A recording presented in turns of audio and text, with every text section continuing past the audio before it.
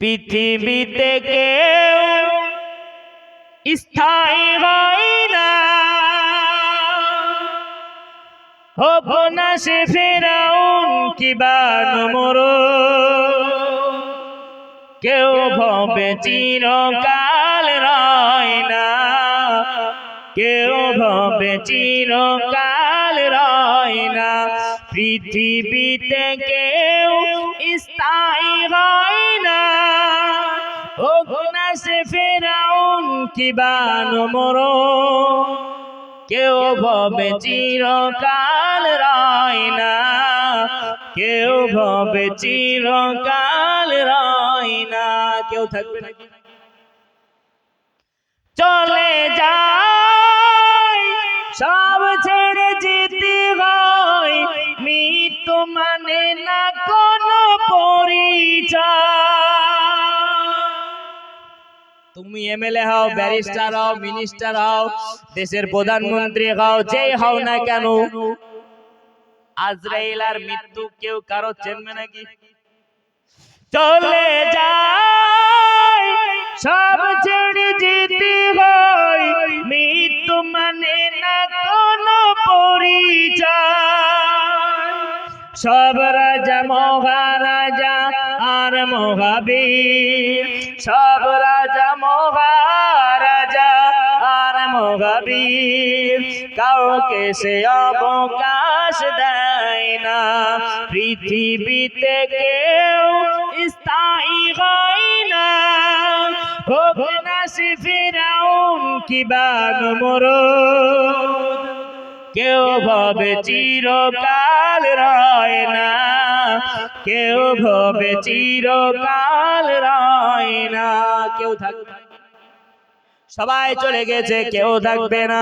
আল্লাহ পাকের নবীকে সাহাবী হুজুররা জিজ্ঞাসা করিলেন, ইয়া রাসূলুল্লাহ, ইয়া হাবিবাল্লাহ হুজুর, মানুষ ইন্তেকালের বাদে দুনিয়াবাসীর করণীয়টা কি একটু জানাবেন?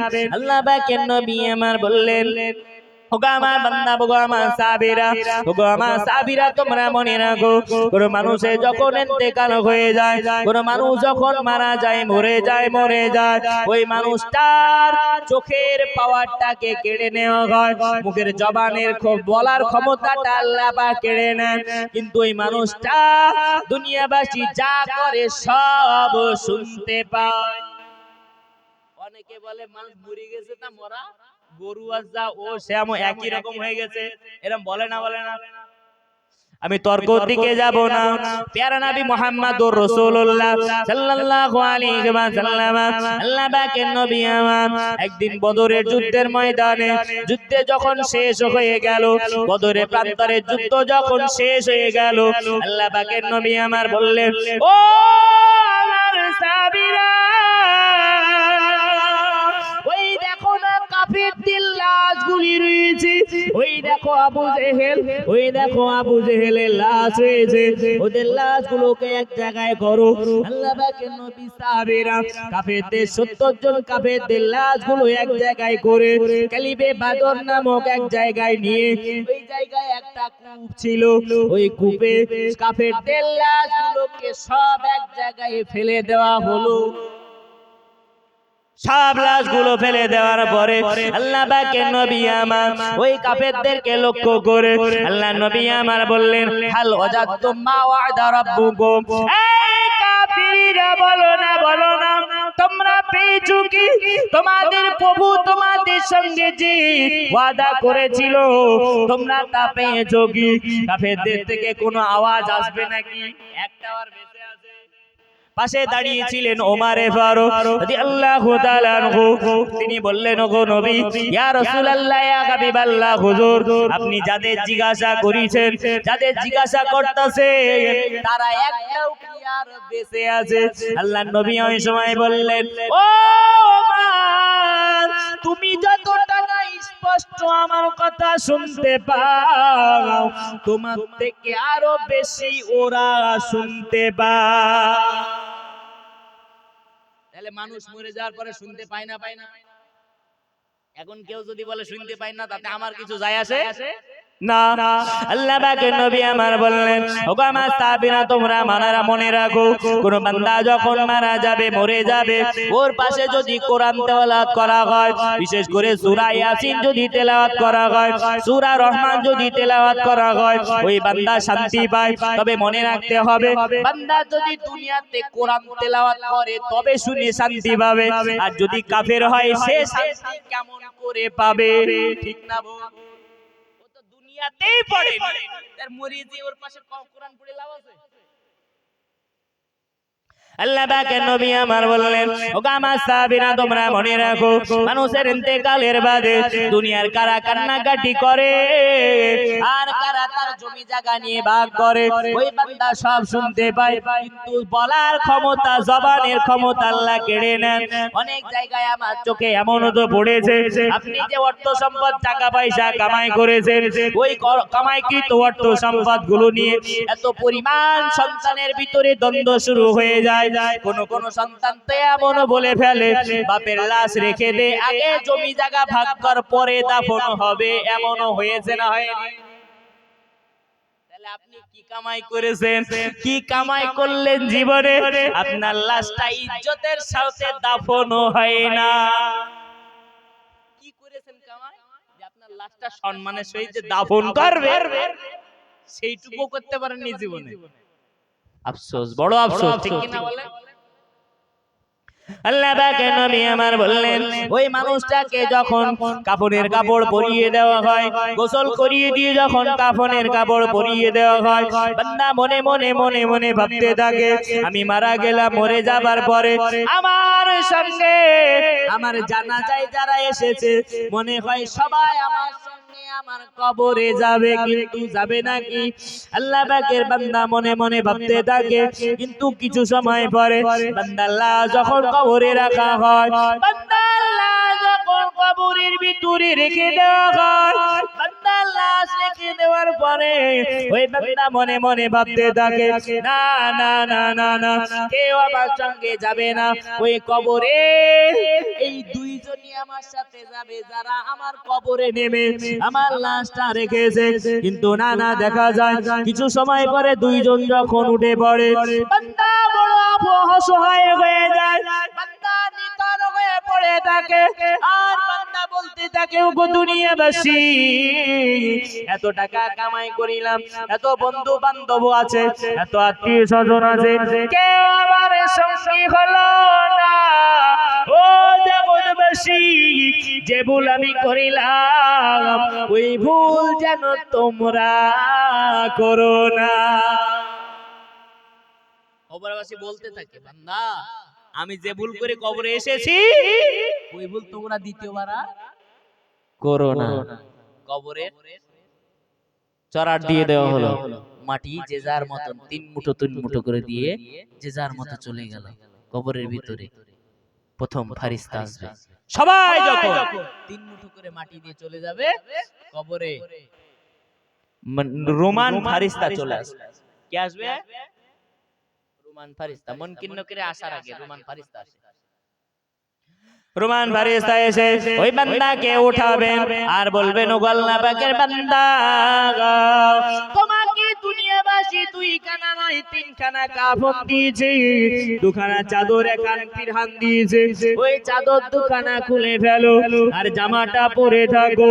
চাদর দুখানা খুলে নেবে আর রোমান ফারিস্তা বলবেন, ও আল্লাহ পাকের বান্দা, দুনিয়াতে তুমি যা কামাই করেছো, অর্থাৎ তুমি তোমার জীবনে যতটা ভালো কাজ করেছো আর তুমি তোমার জীবনে যতটা গুনার কাজ করেছো সবগুলি লিখে দাও। যা করেছো সব নিজে হাতে লেখো। আল্লাহ পাকের বান্দা বলতে থাকবেন, ওগো ফারিস্তা, এখানে কলমও নাই, কালিও নাই, খাতাও নাই। রোমান ফারিস্তা বলবেন, ওই দুখানা কাফন হলো তোমার খাতা, মুখের থুতু হলো তোমার কালি, তোমার শাহাদাত আঙুলটা হলো তোমার কলম। আল্লাহ পাকের বান্দা, তোমার জীবনের যত কামাই করেছো সমস্ত কামাইগুলো তুমি লিখে দাও।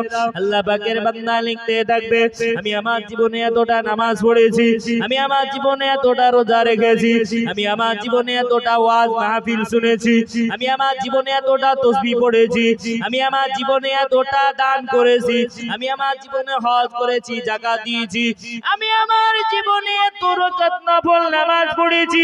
বান্দা দুনিয়াতে যত ভালো কাজ করেছি বান্দা সবগুলো যখন লেখা হয়ে যাবে আল্লাহ পাকের রহমান ফেরেশতা আবার বলবেন, এই আল্লাহ পাকের বান্দা তুমি তোমার জীবনে যত অন্যায় করেছো সবগুলো লেখো। বান্দা লিখতে চাইবে না, রহমান ফেরেশতার একজন ফেরেশতাকে ডাকবে, ওই ফেরেশতার হাতে একটা বড় মুকুট থাকবে, মুকুট নিয়ে বান্দা যখন ফেরেশতা যখন বান্দার কবরে প্রবেশ করবে রহমান ফেরেশতা বলবে লেখো নয় তো তোমারে মুকুট সোজা করবে। ওই সময় বান্দা বড় ভীতু হয়ে যাবে, বান্দা লিখতে থাকবে, আমি আমার জীবনে এত বান্ডিল বিড়ি খেয়েছি, আমি আমার জীবনে এতটা সিগারেট খেয়েছি, আমি আমার জীবনে এত বোতল মদ খেয়েছি, আমি আমার জীবনে চুরি করেছি, ডাকাতি করেছি, খুন করেছি, রাহাজানি করেছি, আমি আমার বোনের জমিগুলো লিখে নিয়েছি, আমি আমার ভাইয়ের জমিটা হক মেরে রেখেছি, আমি মানুষের অযথায় কষ্ট দিয়েছি। বান্দা তামাম জীবনে যত অন্যায় অপরাধ কাজগুলি করেছে বান্দা নিজে সবগুলি নিজের আমল দ্বারা লিখে দেবে। রহমান ফেরেশতা লেখা যখন কমপ্লিট হয়ে যাবে রহমান ফেরেশতা ওই কাফন দুটি বান্দার গলায় ঝুলিয়ে দেবে, গলায় ঝুলিয়ে দিয়ে রহমান ফেরেশতা চলে যাবে। ঠিক তার পরে মুনকির আর নাকির ফেরেশতা কবরের ভিতরে প্রবেশ করবে। বান্দা যদি গুনাহগার হয় ওই বান্দার কবরে গিয়ে এমন ভাবে প্রবেশ করবে বান্দা তাদের কদাকার কুৎসিত দেহ দেখার সঙ্গে সঙ্গে বান্দা তার ভীষণ গম্ভীর আওয়াজে বান্দা এত ভয় পেয়ে যাবে। বান্দা তার দুনিয়াতে যত আমল করেছে বান্দা দুনিয়াতে যদি এতটুকু দীপ করে আল্লাহর নাম নিত সবগুলো মুহূর্তের মধ্যে বান্দা ভুলে যাবে। আর মুনকির নকির যখন জিজ্ঞাসা করবে তিনটে সওয়াল সবার জানা, তোমার প্রভুকে, তোমার নবীকে, তোমার দিন কি, তোমার ধর্ম কি, সবার জানা। তিনটি সওয়ালের জবাব বান্দা দিতে পারবে না। দুনিয়াতে এমন কোন পরীক্ষাগার না যেখানে প্রশ্ন ফাঁস উত্তর ফাঁস এমন আছে নাকি? কিন্তু আল্লাহ পাকের দরবারে আছে, উত্তর আল্লাহ জানিয়ে দিয়েছেন, প্রশ্ন আল্লাহ জানিয়ে দিয়েছেন। তারপরে পরীক্ষা দেওয়ার আগে পরীক্ষার যারা জাজমেন্ট হবে, পরীক্ষা যারা নিতে আসবে তাদের ভয়ের কারণে বান্দা দুনিয়াতে আমল না করার কারণে বান্দা কবরে এক মুহূর্তের ভিতরই সব ভুলে যাবে। বান্দা যদি দুনিয়াতে আমল না করে কবরে যখন ঢুকবে সবাই জানে আমার প্রভু আল্লাহ, আমার নবী হযরত মুহাম্মদ মুস্তাফা সাল্লাল্লাহু আলাইহি ওয়াসাল্লাম, আমার ধর্ম ইসলাম। কে জানে না? জানেন তো সবাই। নামাজ পড়ো আর নাইবা পড়ো সবাই জানে। কিন্তু মুনকির নকির যখন কবরে প্রবেশ করবে তাদের গম্ভীর গর্জনের কারণে বান্দা এক মুহূর্তের ভিতরে সব ভুলে যাবে। আর তার আগে তো মরণের শাস্তি তো ফ্রি আছে আগে, নাকি বলেন? আগে তো ওটা দেবেই। তারপরে আবার মুনকির নকিরের গর্জনে বান্দা দুনিয়ার যাবতীয় কর্ম সব ভুলে যাবে। কিন্তু বান্দা যদি ইমানদার হয় মরণের আযাব হবে না, কবরে মুনকির নকিরের সওয়ালের জবাবও আসান হয়ে যাবে। জোরে বলুন। বান্দা যদি নামাজি হয়, বান্দা যদি রোজাদার হয়, বান্দা যদি পরেজগার হয়, বান্দা যদি মুত্তাকি হয়, ওই বান্দার কবরে যখন মুনকির নকির প্রবেশ করতে যাবে বান্দার কবরে যখন মুনকির নকির মাথা দিক দিয়ে প্রবেশ করতে চাইবে বান্দার মাথার দিক দিয়ে দাঁড়িয়ে থাকবে নামাজ।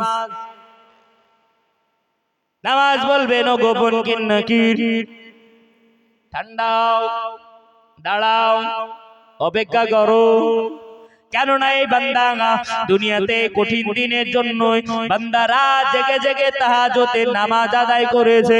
কি শীত কি বর্ষা কি গরম, বান্দা পাঁচ ওয়াক্ত নামাজ বা জামাত আদায় করেছে। হয়তো কখনো কখনো কাজা গিয়েছে তারপরে আদায় করেছে। বান্দা এই কঠিন দিনের আযাবের কথা মনে করি বান্দা পাঁচ ওয়াক্ত নামাজ আদায় করেছে। ওগো মুনকির নাকির ফিরে যাও, এ দেখতে আমি নামাজ কবরে ঢুকতে দেব না। একটু জোরে হবে না? আর একটু জোরে বলুন না সুবহানাল্লাহ। নামাজ যখন প্রবেশ করতে দেবে না, ঠিক তারপরে পরে মুনকির নাকির চলে আসবে বান্দার ডান দিকে, ডান দিক দিয়ে প্রবেশ করতে চাইবে, দাঁড়িয়ে থাকবে দান সাদকা বলতে থাকবে। ওগো বান্দা ওগো মুনকির নাকির ফিরে যাও ফিরে যাও, আমি দান সাদকা জিহাদ দিন। বান্দা দুনিয়ার এই কষ্টের কারণে, দুনিয়ার কঠিন দিনের কারণে বান্দা এত অর্থ সম্পদ দান করেছে, গোরস্থানের উন্নতি কল্পে বান্দা দান করেছে। আর এই গোরস্থানে বান্দা এসেছে, আর তুমি কবরে সওয়াল জবাব করবা? না না না না না, আমি তোমাকে দিক দিয়ে প্রবেশ করতে দেব না। এই বান্দা চলে যাও। পায়ের দিকে যখন চলে যাবে, পায়ের দিক দিয়ে মুনকির নাকির কবরের ভিতরে প্রবেশ করবে। আর কবরের ভিতরে প্রবেশ করে জিজ্ঞাসা করবে তোমার প্রভুকে, তোমার নবীকে, তোমার দিনকে। ঠিক ওই সময় বান্দা আরামের সাথে বলে দেবে লা ইলাহা ইল্লাল্লাহু মুহাম্মাদুর রাসূলুল্লাহ। জোরে বলুন, আর একবার জোরে বলুন সুবহানাল্লাহ। বান্দা যখন কালেমা পড়িয়ে দেবে, বান্দা ওই ফেরেশতা মুনকার নাকির কবর থেকে বার হয়ে চলে যাবে, আর সওয়াল জবাব হবে না। ঠিক তারপরে পরে আবার দুইজন ফেরেশতা কবরের ভিতরে প্রবেশ করবে। কিরামান কাতিবিন দুইজন ফেরেশতা আমাদের কাছে আছে না নাই? আছে তো, সর্বসময় আছে না? সর্বসময় থাকে, আছে, ছিল, থাকবে, মরা পর্যন্ত থাকবে। মরা পরে থাকবে কি? থাকবে। কিরামান কাতিবিন, এই শব্দটা হলো দুইজন সম্মানিত লেখক। ওই কিরামান আর কাতিবিন কারণ নাম না, বুঝতে পেরেছেন না? পারেননি? কিরামান মানে সম্মানীয়, কাতিবিন মানে দুইজন লেখক। বোঝা গেছে না? এই দুইজন ফেরেশতাকে আল্লাহ নিযুক্ত করে রেখেছেন, বান্দার হেফাজত করবে আর তার নেকি আর পাপের কাজগুলো লিখতে থাকবে। আর মুনকির নাকির চলে যাবে, কিরামান কাতিবিন মানে অর্থাৎ দুইজন সম্মানিত লেখক কবরের ভিতরে আবার প্রবেশ করবে। কবরের ভিতরে প্রবেশ করার সাথে সাথে আমার আল্লাহ পাক রব্বুল আলামিন বলবেন, এই ফেরেশতারা আমার বান্দা দুনিয়াতে কত কষ্ট করে, আমার বান্দা দুনিয়াতে কত কষ্ট করে আমি আল্লাহ আমাকে খুশি করেছে, আমি আমার রাসূলুল্লাহকে খুশি করেছে। ওগো আমার ফেরেশতারা আমার বান্দার জন্য জান্নাত থেকে একটা সুড়ঙ্গ কেটে দাও। এক মুহূর্তের ভেতরে জান্নাত থেকে একটা সুড়ঙ্গ ওই বান্দার কবর পর্যন্ত হয়ে যাবে। ওই সুড়ঙ্গের ওই জান্নাতি আবহাওয়াতে এক মুহূর্তের ভেতরে বান্দা তার জীবনের সমস্ত কষ্ট ভুলে যাবে। আর একবার জোরে বলুন সুবহানাল্লাহ। ওই মুনকির নাকির কিরামান কাতিবিন দুইজন সম্মানিত লেখক ফেরেশতারা দুইজনেরা একসাথে দুজনে ওই বান্দার কবরে জান্নাতি বিছানা বিছিয়ে দেবে। আর আল্লাহ পাকের বান্দাকে বলবেন, ও আল্লাহ পাকের বান্দা এই কবরের ভিতরে শুয়ে বড় কিয়ামত পর্যন্ত।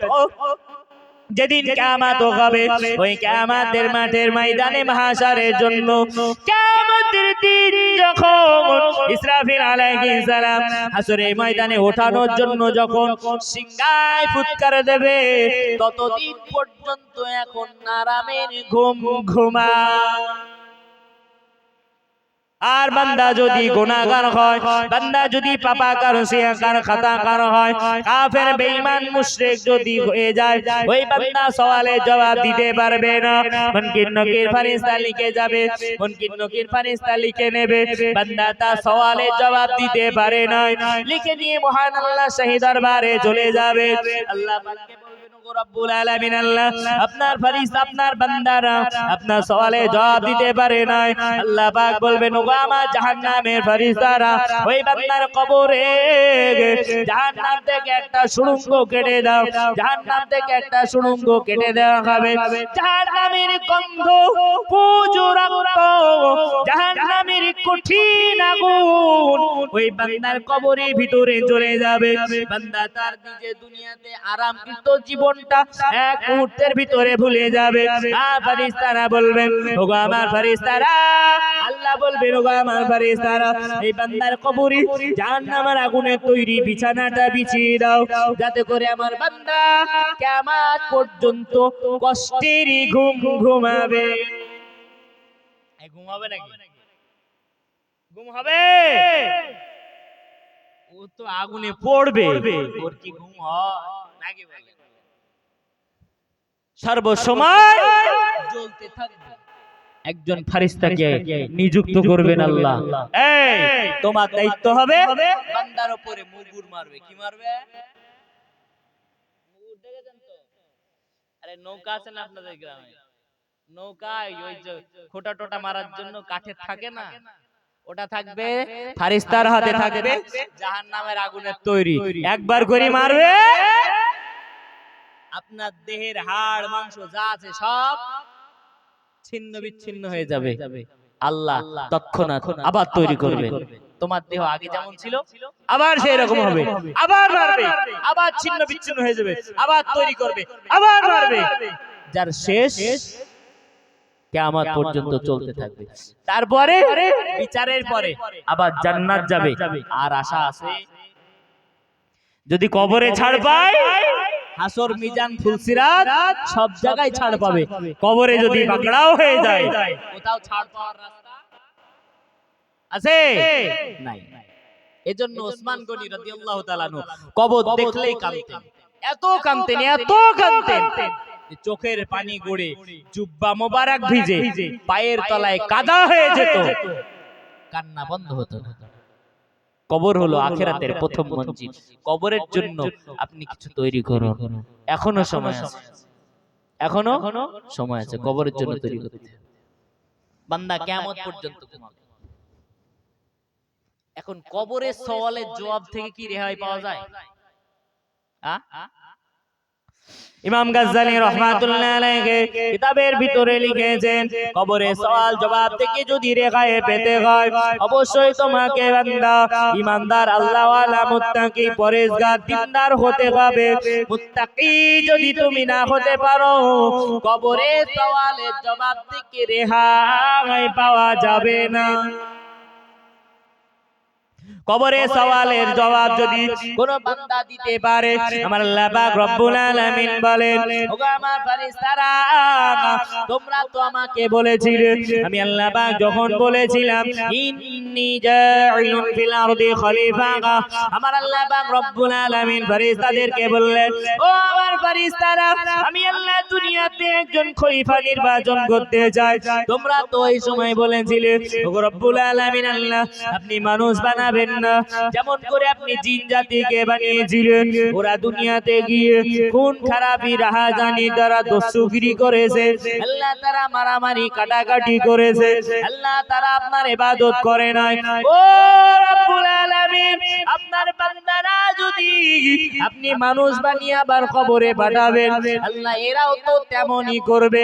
আল্লাহর কোন বান্দা যখন কবরে সওয়াল জবাব দিতে পারে, আল্লাহ পাক ওই সময় বলেন আমার ফেরেশতারা, ওই দেখো না আমার বান্দারা, আমি আল্লাহ আমার ইবাদত করেছে, আমি আল্লাহ আমাকে ডেকেছে, তাই তো তারা আমার সওয়ালে জবাব দিতে পেরেছে। আমি আল্লাহ মানুষ বানিয়ে ঠিক করেছি না ভুল? আল্লাহ পাক ওই সময় ফেরেশতাদেরকে লক্ষ্য করে বলেছিলেন ইন্নী আ'লামু মা লা তা'লামুন, ওগো আমার ফেরেশতারা, আমি আল্লাহ যা জানি তোমরা তা জানো না। জানে নাকি? তাহলে আল্লাহ যা জানে ফেরেশতারা তা জানে না, এজন্যই ফেরেশতারা বিরোধিতা করেছিল। কিন্তু আমরা আল্লাহ পাককে ডাকি তো, আল্লাহর প্রেমে পাগল তো, কি করেছে আখিরাতের জন্য? কবরের জন্য। কি কামাই হয়েছে গো? কিছু হয়েছে কামাই? আমলনামায় তাকিয়ে দেখেন কিছু আছে? বলতে হুজুর এসব জিজ্ঞেস করে নাকি ভাই? ওগো আমার সোনার মানিকেরা, অবশ্যই মাথা ঠান্ডা করে শুনুন। আমি যে কথা আপনাকে শোনাতে চাইছি, আপনার জীবনে অন্যায় অপরাধগুলি করে ফেলেছেন। রাত যখন গভীর হয়ে যাবে, 2 রাকাত নামাজের জন্য দাঁড়িয়ে যাবে। 2 রাকাত নামাজের জন্য দাঁড়িয়ে গিয়ে ওই বান্দা, ওগো আল্লাহ পাকের বান্দা, ওই 2 রাকাত নামাজে আপনি যা জানেন তাই নিয়ে আপনি 2 রাকাত নামাজের নিয়ত করে যা জানেন তাই পড়ে শেষ রাকাতের শেষ সেজদায় মহান আল্লাহ পাক রব্বুল আলামিনকে মনের যাবতীয় যত কথা সব খুলে বলবেন। কেননা প্যারা নবী মুহাম্মদুর রাসূলুল্লাহ সাল্লাল্লাহু আলাইহি ওয়াসাল্লামকে সাহাবী হুজুররা জিজ্ঞাসা করেন, ইয়া রাসূলুল্লাহ, ইয়া হাবিবাল্লাহ, হুজুর বান্দারা আল্লাহর নিকটস্থ কখন হয়, সব থেকে কাছে কখন হয়? আল্লাহ পাকের নবী ওই সময় বললেন, ওগো আমার বান্দা, ওগো আমার সাহাবীরা, মনে রাখো আল্লাহ পাকের কোন বান্দা যখন সিজদায় চলে যায়, ওগো বান্দারা তোমরা মনে রাখো, ওই বান্দা যখন সিজদায় যায় তার কপালটা যেন আল্লাহর কুদরতি পায়ে ঠেকায়। জোরে বল। এখন আল্লাহর কুদরতি পায়ে কপালটা ঠেকানোর পরে কোন বান্দা যদি আল্লাহর কাছে কিছু চায়, আল্লাহ দেবে না ফিরিয়ে দেবে? আল্লাহ দেবে না ফিরিয়ে দেবে? তো তাহলে গভীর রাত আল্লাহর কাছে তওবা করে সিজদায় গিয়ে আল্লাহর কাছে চাইতে হবে, আল্লাহ আপনি আমারে maaf করে দেন, আমি না আপনারই একজন বান্দা, আল্লাহ আপনি আমাকে ফিরিয়ে দেবেন না। বান্দা ক্ষমা চাইলে আল্লাহ ক্ষমা করবে। বক্তা এসে গেলে আমি আর বলি না, আমার নিয়ম। আল্লাহ পাক এখান থেকে যদি আরো বলিয়ে নেন, কবরের পরে হাসর, মিজান, ফুলসিরাত, আল্লাহ যদি আবার কোনদিন সময় দেয় আমি শোনাবো। আল্লাহ পাক রব্বুল আলামিন আমাদের বলা এবং শোনার থেকে বেশি বেশি আমল করার মতন তৌফিক দেন। সকলে বলি আল্লাহুম্মা আমিন। আল্লাহ পাক তার ওলি বান্দার নামের খাতার শেষের দিকে আমাদের নামগুলো লিখে